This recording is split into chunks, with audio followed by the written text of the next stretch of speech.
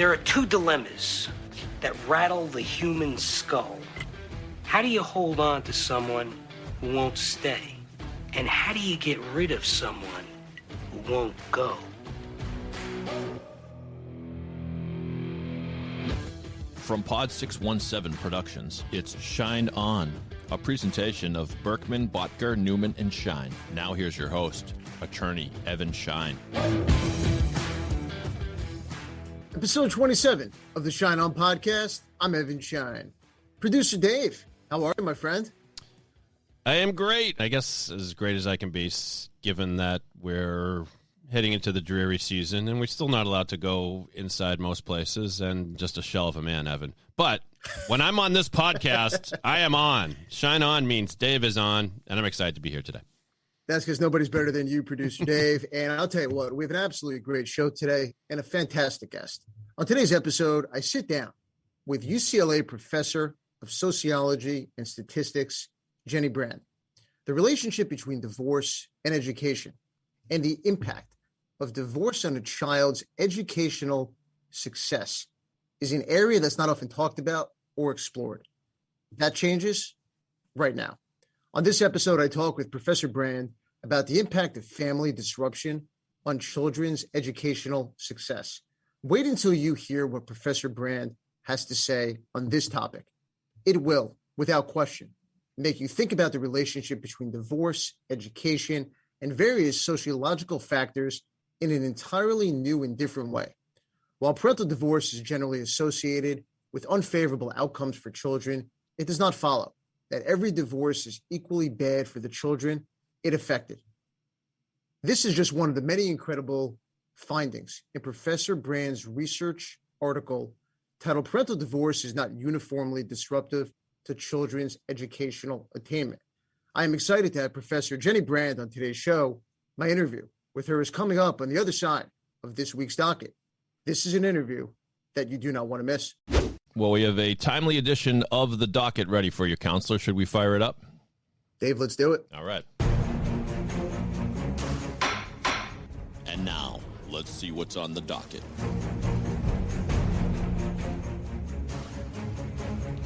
So we have a few news items from the docket today. The first one involving the holidays.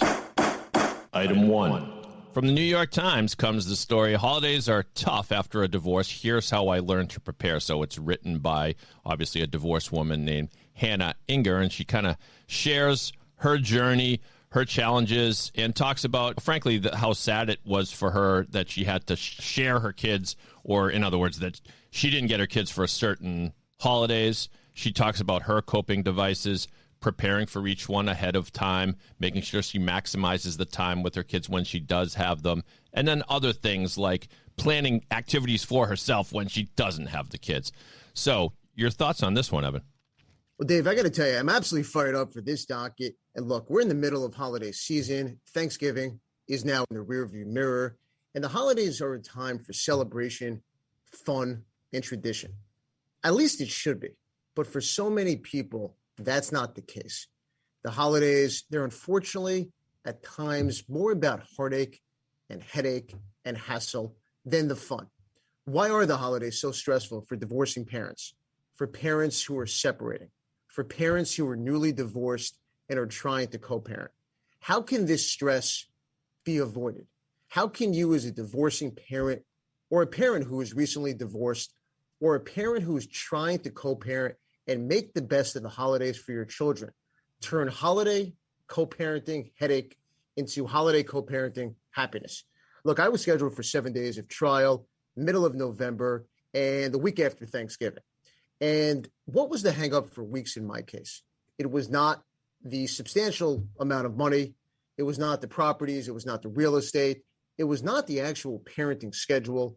It was not even how the parents would make decisions for their children.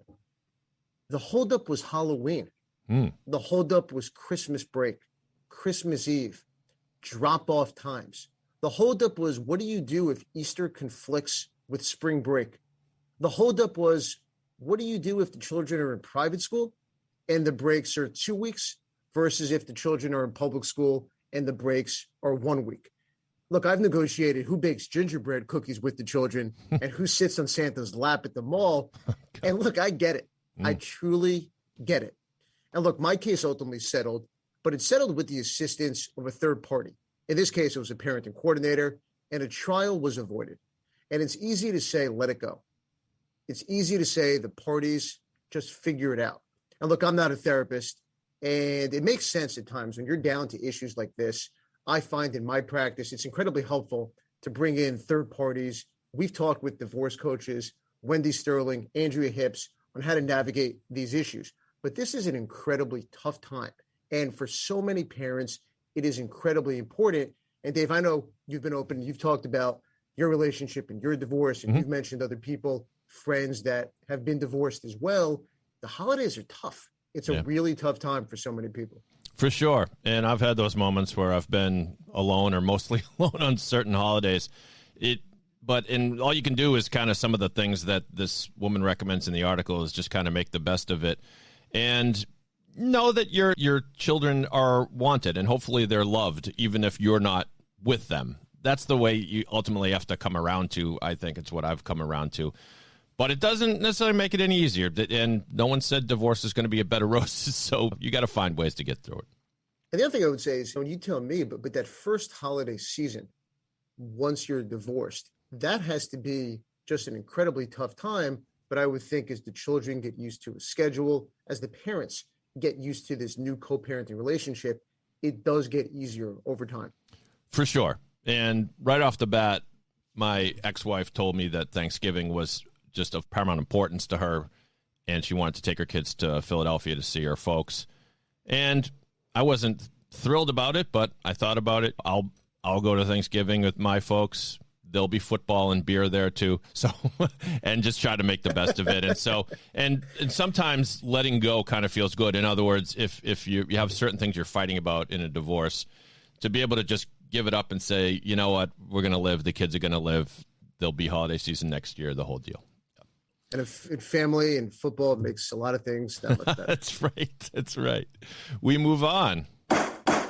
Item 2. From the Today Show comes an article, Couples Who Meet on Dating Apps Are More Likely to Divorce in Early Marriage. A study coming to us from the UK finds. And the study found that 12% of couples who meet online get divorced within the first 3 years of marriage, compared to only 2% of couples who meet through friends or family. And after 7 years, those statistics increase to 17% and 10%, respectively. It's good news for your business plan, Evan, as a divorce lawyer, but it brings up some interesting aspects of how people meet and all that. So what did you think about this one? If I got to tell you, I read this article, and then I read it again, and then I read it for a third time. I thought I was dreaming. This is the type of article that makes your head spin. The statistics that makes you think, what does this even mean? And this is one of those stats to me about divorce rates for couples who meet online. What do you expect? Welcome to dating in 2021 and beyond. This is how you find love. Common sense would tell you if more people are meeting online, searching for love online, looking to date online, guess what? The divorce rates might be higher based on how people are meeting. So this statistic in this article absolutely made my head spin. And look, we just had Dr. Helen Fisher on episode number 26. She's the chief science advisor to Match.com. And wow, was she brilliant. Talk about a fun interview. I have had so many people over the past 2 weeks reach out to me and say, when is Dr. Fisher on for part 2? So producer Dave, we need to get on that. Let's do that. But Dr. Fisher had some incredibly important stuff to say. And one of those takes from her was about couples meeting online, couples looking for a deeper connection. Dr. Fisher wouldn't agree with the stats in this article. She would not necessarily agree. And she said that on the podcast about the divorce rates as it relates to couples meeting online. Why? Because, and she uses the term slow love. People are looking for a deeper connection. People are talking about how to take dating even more seriously online, and looking for that connection and looking for traits and looking for characteristics and compatibility with someone who they're looking to meet in a more careful, more diligent way than ever before.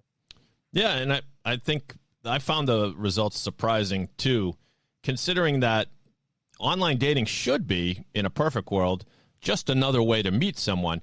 It's not as if the relationship exists online. You just meet the person online, then eventually you get together, and then hopefully it wouldn't be that much difference. But maybe there's a thread in here that people that are willing to start out online have maybe a more casual attitude towards the whole thing. But yeah, I'm with Dr. Fisher. I hope people are exploring more meaningful ways to get to know each other.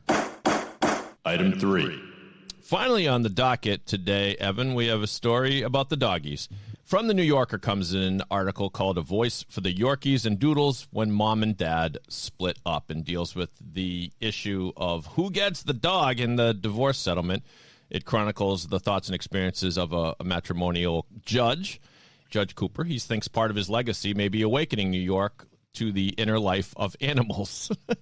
He says as long as it doesn't open a Pandora's box of drawn-out hearings, proceedings, and testimonies about cockapoodles, which you can tell us, Evan, if it does or not sometimes. Dave, I'll tell you what, I'm about to make my dog growing up, Kirby, a standard poodle, proud by putting this into the docket segment, talking about pets and the custody analysis and all that stuff. So look, a shout out to all the pet lovers out there and the recognition that how the courts view pets in New York in a divorce matter is now and finally a best interest analysis. And what it shows is, look, this issue should be taken incredibly seriously, and it's an important one with proper consideration. First, hats off to New York County Manhattan Judge Cooper, who is an absolutely terrific matrimonial judge. He has made historic and landmark decisions over the years. A few months ago in September of this year, Judge Cooper was the presiding judge on a case of mine where he decided the novel, historic, and groundbreaking decision suspending a parent's in-person parenting time until he availed himself of the COVID-19 vaccination or required him to submit to a rapid and PCR test prior to in-person access. And that's a decision that's the first of the kind in the country that I'm aware of. And he takes a similar approach in this case, as he's done in so many other cases. New York State has a new pet custody law, thanks to the new governor of the state of New York, which was just signed in 2021.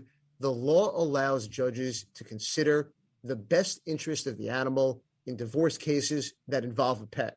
Previously, New York treated animals as property to be distributed equally, similar to how cars and other property were divided. That now changes. And Judge Cooper, who the article mentions, is a dog lover himself. He was ahead of the curve. He was ahead of the change in New York state law. The case involved a miniature dachshund named Joey that served as a blueprint for this new law, which was enacted by the governor. He was ahead of the curve. And how about a shout out to my law partner, Jacqueline Newman, and author of the book, The New Rules of Divorce. She's quoted in this article talking about this law and the change. And producer Dave, this is long overdue, and the impact will be tremendous. I don't know if that's your dog or mine, Evan, but who let the dogs out?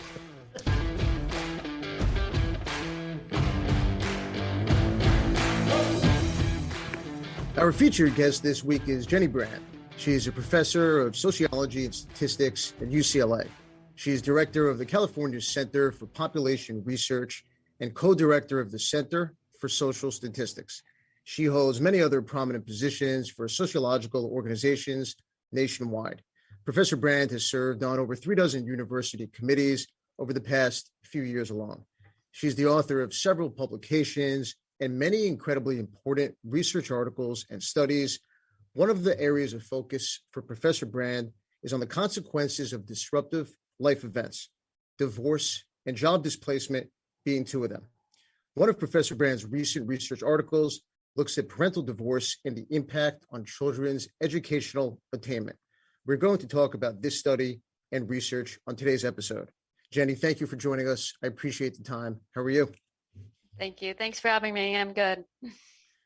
Jennie, before we jump into your study and talk about one of those disruptive life events which you research and you specialize and focus on, divorce, tell us what a disruptive life event is and how you define it. Yeah, so we think of disruptive life events as those that kind of break up the continuity of some life conditions. So things like some kind of family shock, a divorce, or breakup of a union, job changes like a job loss. And sometimes it can be something like a health shock, which we've seen a lot in the last few years, and incarceration can be some kind of disruption. So some kind of event that triggers changes in life status and life conditions and ultimately can impact a range of different types of outcomes for individuals and families. Jenny, you mentioned job loss and also health scares and the pandemic and COVID-19, and we're going to talk about that. But let's talk about and start with your study. Parental divorce is not uniformly disruptive to children's educational attainment. This was a study and research article published in the Proceedings of National Academy of Sciences, and we're going to get into your key findings. But before we do, set the stage for us in terms of what you set out to research and really what was the focus of your work? Yeah, so a lot of the focus of my work is on variation in the impact of these types of events. So how some people can respond really differently to disruptive events. Some people can have long-term negative consequences of some events, while others, maybe it has minimal impact or in some cases can be a positive change. So that's the basis of a lot of the work that I do, is kind of trying to understand how the effects vary across the population. So that's what we set out to do with this particular study. We were looking at parental divorce as our disruptive event, and then trying to understand how that event varied across families. And in this case, looking at variation across the likelihood of experiencing that event. This study and research, and I want to get into the findings now, absolutely fascinated me. There were parts of it that surprised me. I'm curious if parts of your research and what you found also surprised you. And one of those findings is that you found that children of stable marriages who go through divorce are affected more negatively in terms of pursuing education than those that come from more unstable backgrounds. That surprised me. I wonder, did it surprise you? And tell us more about this key finding. Yeah, I mean, it surprised us to some extent, in the sense that finding very little impact for the children of parents who had a high likelihood of experiencing a divorce. We would expect to see more impact there, but really we're not finding much of anything in terms of the impact for those families who are experiencing a lot of different types of disruptions, and then divorce occurs, and it's one of many negative consequences, negative life events, and so it's not kind of disrupting. It's not as disruptive really to their future outcomes. So, I mean, in some ways that is surprising, and yet also though speaks to this literature that suggests the shock of an event that to an otherwise more stable set of life conditions can be a more disruptive type of trigger to negative events to follow. That's really fascinating and interesting. And you mentioned in your work, other studies have been done and other scholars have looked into this area, but your research and your focus and your angle and approach to it is different. Tell us about the difference between the way you structured your research and the methodology compared to other research and studies that have been done on this topic before. Yeah, so I've for a lot of my career, I've spent a lot of time looking at variation according to this likelihood of experiencing some event. So I do that with the work on job displacement and also work on college and education and other facets. And the aim here is to kind of model who's more or less likely to experience a particular event. So we have all these factors that we put into the model to predict who will experience a parental divorce. And it can be all these background factors of families and characteristics of children and all the characteristics of mothers and fathers and the match between them and all these things that we think will have some impact on whether we expect people to experience a parental divorce. And so we create this model, and then we have this summary score of what's your propensity or likelihood of experiencing this event. And then we look at the variation according to that likelihood. So that's a different focus than scholars who've looked at differences by parental income or race or other kind of socioeconomic factors or other socio-demographic factors. So this has kind of a different flair to it in terms of thinking about the consequences and the variation and effects according to this likelihood of actually experiencing these types of events. And Jenny, that's one of the things I love about the research and the study. And I want to ask you about the model and some of the predictors that you reference. In the article, you note that mothers raised in large families with fathers present are less likely to divorce. So what impact do you think having a patriarchal figure has on how women handle and maintain relationships? And what did the research suggest about this area?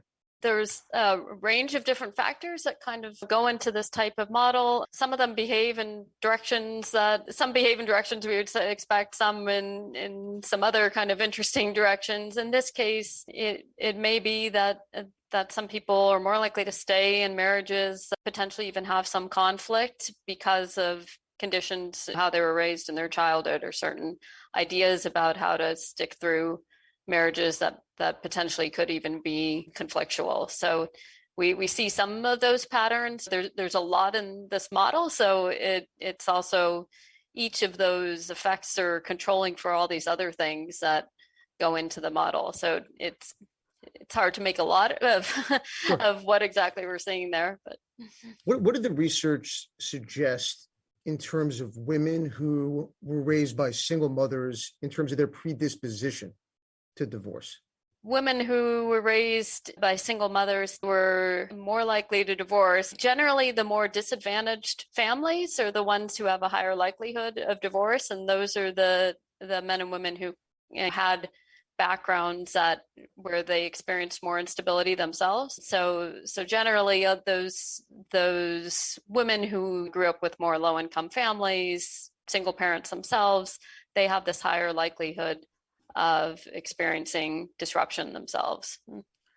Jenny, when you look at disruptive life events, I'm curious because you reference families where there's children who have experienced those disruptive life events, and then if a divorce happens, how they transition and how they experience compared to children who may not have experienced disruptive life events before. When you look at a disruptive life event, is it a single event? How do you look at it in terms of an isolated event versus a pattern of behavior or a series of disruptive life events? This is really key. So what we're trying to do is isolate the causal effect of this particular event of experiencing a parental divorce, and we look, throughout childhood. So and it may be that children's educational attainment, and this is true, it is, that their overall educational attainment level is lower for those children whose parents had a higher likelihood of experiencing parental divorce. And that's because these are the more disadvantaged families. And that may result because of all these different types of events that occur during childhood, other job loss, some other kinds of income shocks or other income volatility, other things that are happening during childhood. But when we're trying to isolate the effect of this particular event of a parental divorce, that means that all the things that led up to that, we're trying to adjust for that, all those other factors, all these income shocks or even family conflict and strife that's happening leading up to the divorce. So we're trying to equalize that and then look at what's the impact of the parental divorce and how is that particular event affecting children's education. And so that's why it can be that these children of parents who have a high likelihood of divorce are less likely to complete high school and are less likely to go to college or complete college. But it's not because of the parental divorce. It's because of all these other circumstances during the course of their childhood. Whereas for the people who have a low likelihood of divorce, the parental divorce is really the trigger. And that's what's causing some decline in particular in their college attainment levels. I guess in some ways it depends on the age of the child. When you reference long-term college, when you reference or even think about high school, when you look at a child and when their parents may be divorcing, I would think that sometimes the true impact of a parental divorce and conflict and educational attainment, sometimes you can look at it in the short term, but how a child experiences it in the long term, that may take years to follow. We didn't ultimately look at the time varying effects. So in one version of this, we had actually separated it out at least to early childhood, middle childhood, adolescence, when they're actually experiencing the event and how close it is to the educational decisions that they're making. And it was actually that when parental divorce occurred in adolescence, where we see a particularly large effect, because I think that's really disrupting the income of the families, and when they're deciding whether or not that they can afford to send a child to college, that can be really consequential. So there's particularly large effects, if I recall, during adolescence, but we'd ended up not separating this out in this paper by the age varying effects, because there's a lot going on in terms of all these sources of variation. In another paper, we also looked at some of the mechanisms linking, and that was originally in this paper as well, but I can't include everything in the single paper, but we looked at the post-divorce parental income, other family instability that occurred subsequent to divorce, and then kids' psychosocial, their psychological well-being following the divorce. And that's where it's really interesting too. So for the kids whose parents had a low likelihood of divorce, the reason we saw the large effect on their college attendance and completion levels was because of the decline in parental income, the increase in some family instability, so more transitions that occurred after that, and some decline in kids' psychological well-being. So all of those things kind of factored into their lower likelihood of educational attainment. But for the kids who had a high likelihood of parental divorce, where we don't see these effects, it was because of these offsetting influences. So there were declines in family income, but there were increases in psychological well-being. So it seems like that there's potentially some conflict in the family that's leading to the higher likelihood of divorce, and then leading to the actual divorce between the parents that ultimately ends up being maybe some relief for some of these kids, but not enough to offset the fact that there are these increases in family instability and decreases in parental income. And so then we just see a net zero of any effect on divorce, on education. And Jenny, you mentioned conflict. And one of the findings was that children of married parents with high level of conflict are no better off, and in fact, may fare worse at times than children of single parents. Why is that? That was kind of exactly with what we found with these mechanisms, that potentially these families that have these high levels of conflict and lead to these high likelihood of experiencing a divorce, that there's a lot leading up to the actual divorce. So there's maybe movement in and out of most likely the father from the household, perhaps a lot of fighting that's going on in front of a child, and that could potentially be going on, at least from our model. That's what we're able to model, that's going on for years leading up to that final divorce. And so in that case, we do see these increases in psychological well-being for the kids who were in this group of this high likelihood of divorce. So like I said, there's kind of these offsetting influences in terms of now that there are not two earners in the family, that could have some negative impact for their educational chances, but we do see this increase in psychological well-being. So it may be that either they're doing better in some aspects of life and not worse in terms of at least their educational attainment. And look, we all hear divorce is obviously a tragic life event in many ways, but there's also many positives that come out of it, whether it's the relief, whether it's transition, whether it's children being part of a different family relationship, a different family dynamic. And you touch on one of those, which is the psychological impact and the psychological well-being when there is that disruptive life event, such as divorce. Do you see that psychological well-being and that improvement in the psychological aspects transition to other areas such as education and other facets of a child's development in life? I mean, we see at least the increase in the psychological well-being. We're not seeing it fully translate to an increase in educational attainment. like I said, because of this kind of offsetting influence of the socioeconomic consequences of parents separating. So, of course, psychological well-being is in and of itself an important outcome. Sure. And so that's one of the things that I think about as a positive to family splitting who are suffering from a high level of conflict. And Jenny, let's transition from divorce to some other areas that you focus on. And you mentioned job displacement. Let's touch on COVID and the impact of the pandemic. I want to go back to a few of your past studies as well. You have an article, Job Displacement Among Single Mothers, Effects on Children Outcomes in Young Adulthood. It's from several years ago.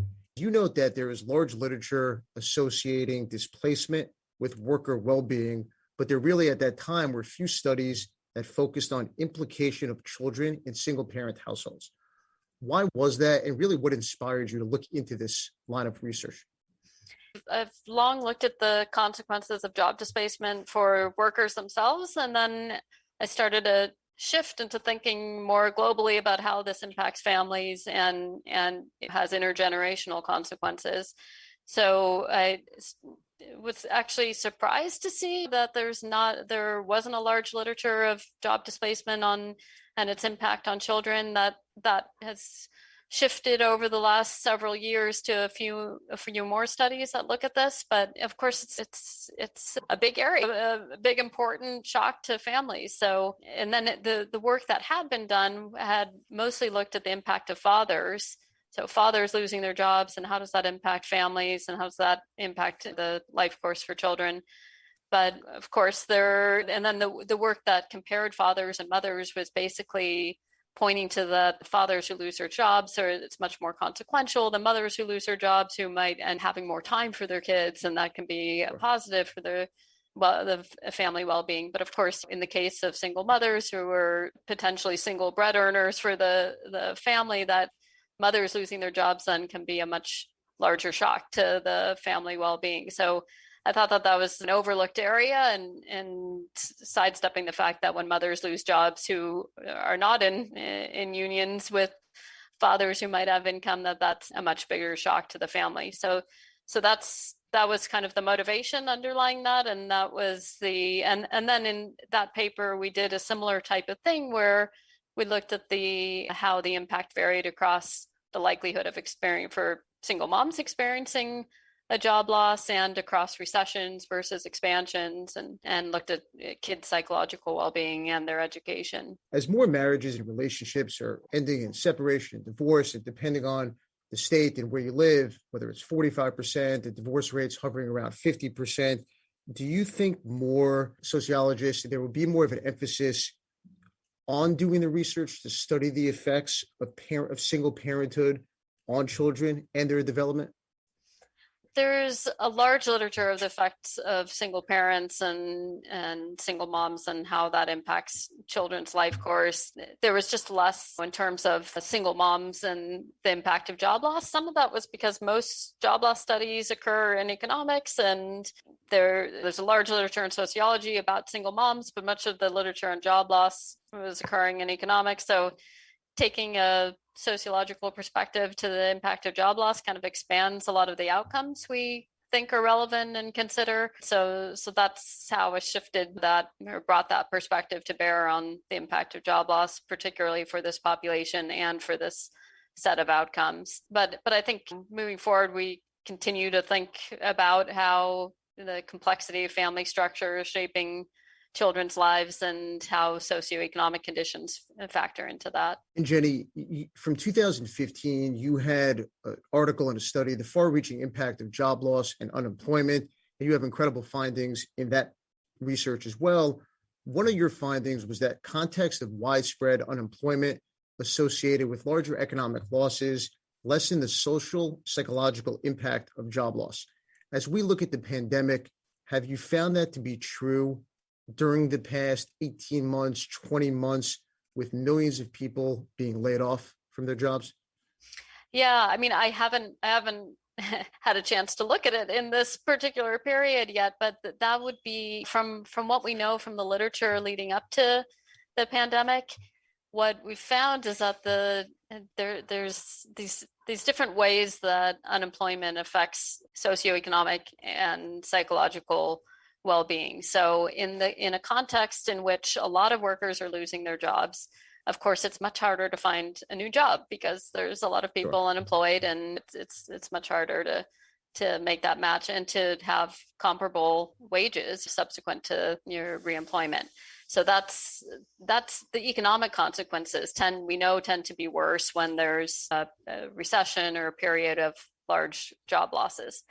But the psychological impact takes a different form. And that's because when there are more workers who are experiencing unemployment, there's more of a shared experience. There's less self-blame, less of the idea that I'm at fault for my job loss, especially during this period, during the pandemic. It's very clear why layoffs were occurring and why workers are experiencing this. So they're less likely to internalize it as something that's the matter with them, and more likely to see it as something that is happening because of external conditions, and able to share the experience with friends or family, or just realize that this is part of a broader issue. So there can be actually these worse economic consequences in the face of better psychological well-being. So it's an interesting way in which job loss shapes how the consequences are shaped by the context in which it occurs.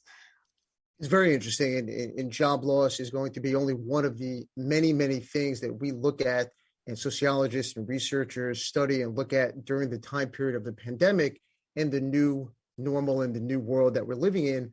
You mentioned health in the beginning of the interview. You mentioned the disruptive life events. When you look at the sociological and psychological impact of the pandemic, what have you seen? What do you expect to see?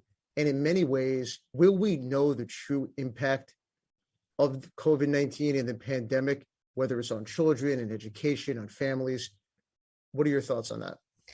Yeah, I mean, we recently just wrote an opinion article about this in terms of the effects of job loss on health, and how the kind of next wave of health problems from the pandemic can really be the product of all the economic turmoil that's happened during this period. So that we've seen that job loss has this large impact on worker health, and that it can show up a decade later. And so what we may expect, unfortunately, is that 10 years from now, we could be seeing the ramifications of this pandemic in terms of what it did to workers' health because of the socioeconomic impact. So all these job losses, all this job insecurity, all the transitions and disruption that occurred during this period, we may see this play out two decades to come. And so I've even done work on job displacement and social involvement and volunteering. And we see the effects of a job loss 10, 20 years later, so that there's still lower levels of involvement. There's still worse physical health or conditions showing up that take a long time to manifest over the life course, and that in the face of all this widespread disruption that occurred in the last 18 months plus now, we would expect that we'd be seeing these consequences for many years to come. Yeah, it's such a great point, Jenny. And whether it's the impact that you're referring to in terms of job loss, whether in my practice as a family law attorney, I see the impact of the pandemic on relationships and the stress and family conflict. And you talk about children and mental health and what you're seeing in terms of that area, in terms of high conflict families and children and the transition and how they're experiencing family conflict, especially at a time like this right now. I want to transition to education. And look, I grew up in a family of educators. Both my parents were teachers and in the educational system. So your work in the educational arena fascinates me. What do you see as the impact of the educational system in terms of poorly funded inner city schools and that dynamic and the interplay between those two things? Yeah, particularly during the pandemic. Of course, we've seen the many ways in which the pandemic is exacerbating inequality. So that's been very, very true in terms of the experiences of students across unequal schools. So students who are attending schools in inner cities that are poorly funded, they were suffering much more during the pandemic in terms of the disruption of their instruction and the consequences that that'll have for their future trajectories for educational attainment. It's both in terms of the kind of home conditions, internet access, all these things that exacerbated remote learning, health conditions that were unequally distributed, the ability of teachers to interact with students and keep them engaged during the remote period of learning. And then even as we transition back to in-person instruction, bigger gap of time where they have to catch up. And that's always occurring in the context of already a lot of situations that make it difficult for students to achieve in the way that we would hope they'd be able to do in schools. And we know from research and education that schools have some equalizing role so that students do worse during the summer. Inequality spreads during the summer months more than it spreads during the school year. And so when we're in a situation of remote learning, of course, we're going to see that kind of dynamic taking place where inequality is exacerbating. And because we did this for such a long period, this is kind of unprecedented in terms of keeping students out of school for such a long period, and the degree to which that will exacerbate inequality is alarming. Yeah.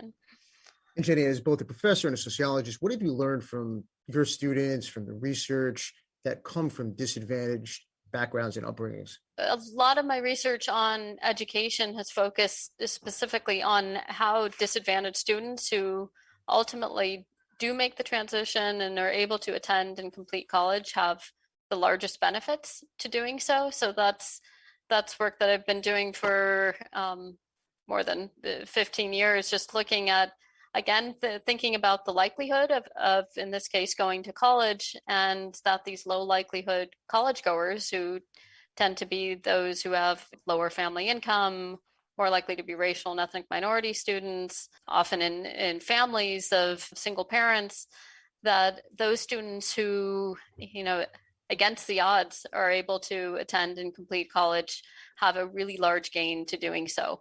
And so the goal is really to get more of those kids in the doors, support them so that they're able to complete degrees. And then we see these benefits that extend across socioeconomic dimensions, family formation processes occur differently for college graduates who come from more disadvantaged backgrounds. Civic participation, volunteering, less reliance on social assistance, all of these gains, both to the individual and family and society. Is there any concern with the younger generation who looks at it and sees opportunities to gain substantial income, whether it's blogging, being a social influencer, doing so many other things where they may not necessarily have to attend or complete high school or college? I can see a lot of people thinking that for their job, they might not need a higher degree. The data show quite otherwise, so that we're seeing that high school educated workers are much more disadvantaged in the labor market than we've ever seen, and that the returns to college have only continued to increase. And so that workers who are not attending college and getting a 4-year degree are increasingly disadvantaged in the labor market. So despite the fact that some people make it, there's always these examples of people who are able to, the tech stars who drop out and Sure. make their careers, or the influencers that are able to make it work. But by and large, we're seeing that the returns to a 4-year degree are very high, and as high as we've ever seen, and that there's just more to increased education than jobs and wages. So I try to argue, and we're finishing up a book right now, we're talking about the widespread benefits to our democracy, to our civic society, to how people lead their lives, to their health and well-being, all the ways that higher education ultimately influences people's life course and us as a society. And Jennie, you mentioned the book that you're working on, and I was going to ask you, what's next for you in terms of your research? And I feel like all the studies and the research that I read of yours, it piques my interest in so many other things. And I would imagine as a professor, as a sociologist, as a researcher, when you set out on a certain path, a certain course, study, so much comes out of it, things that may surprise you, things that you may not expect. What's next for you? What are you working on as we head into 2022? The first thing is that I have to finish the book. That's been dragging on for several years. Oh, congratulations. No, that's absolutely exciting. Yeah, hopefully that will be done next year. And we're doing a volume on disruptive events that's in the works right now. So looking across all these types of different disruptions, which should actually, well, it'll appear in 2023. So that's in the works for next year. And I do a lot of methodological work on causal inference. And so a number of studies are in play there. I've moved into machine learning types of models. So I've been doing more methodological work as well. I would like to get back into job displacement too, especially given what's happened over the last since 2020, and follow the consequences of the workers who've lost their jobs during this period. Jennie, I'm curious, COVID-19 and the pandemic, this disruptive life event, are there any disruptive life events, even on a smaller scale, that you would expect to come out of the pandemic as we get on the other side of it?